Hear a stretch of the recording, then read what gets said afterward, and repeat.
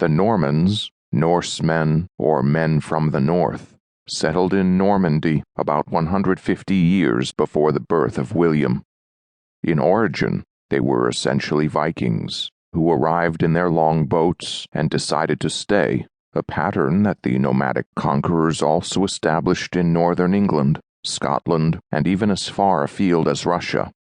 Those who built the Duchy of Normandy would provide the catalyst for a specific culture that came to exercise a strong political and military influence over much of Europe during the early Middle Ages. Although they were initially pagans, the Normans soon embraced Christianity and mixed with the Saxon, Celtic, and Frankish inhabitants through a combination of conquest and intermarriage, to the extent that by the early 11th century, the Normans had a distinct culture that had evolved considerably from the Viking stereotype. In William's time, the Normans were renowned for their piety, architecture, and martial skills.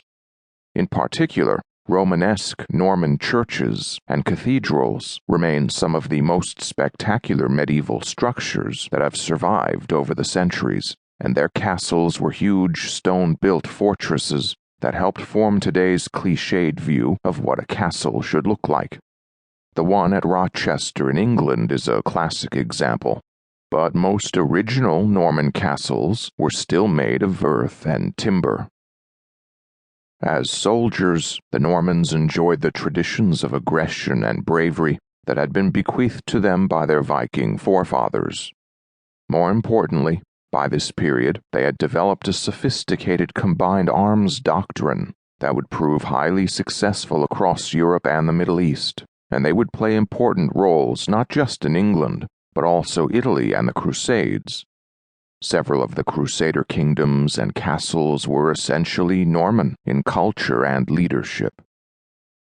By the 11th century, the Normans had established a reputation among outsiders, and a Benedictine monk of that era, Geoffrey Malaterra, described the people, saying, "Specially marked by cunning, despising their own inheritance, in the hope of winning a greater, eager after both gain and dominion, given to imitation of all kinds, holding a certain mean between lavishness and greediness, that is, perhaps uniting, as they certainly did, these two seemingly opposite qualities. Their chief men were specially lavish through their desire of good report.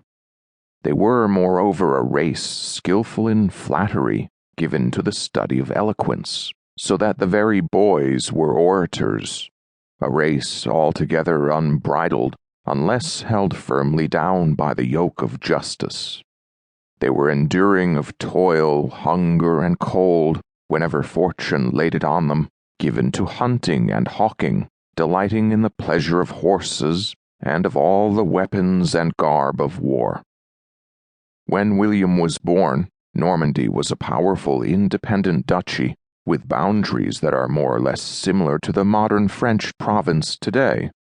At the time, France was a mosaic of such mini-states, many but not all of them owing allegiance to the French king, who directly ruled what was then France, an area based on Paris and the Île-de-France.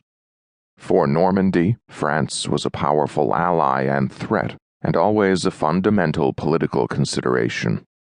To her north and south as well, she had significant neighbors, including Flanders and Anjou, jockeying for position and power. It was a complex, fluid, and dangerous political and military situation that was most often managed through marriages, alliances, and all too frequently, war. Notionally sitting above this situation and exercising varying degrees of influence at different times was the Church. No ruler could afford to ignore the Pope or the wealthy institution of the Church within his own domain.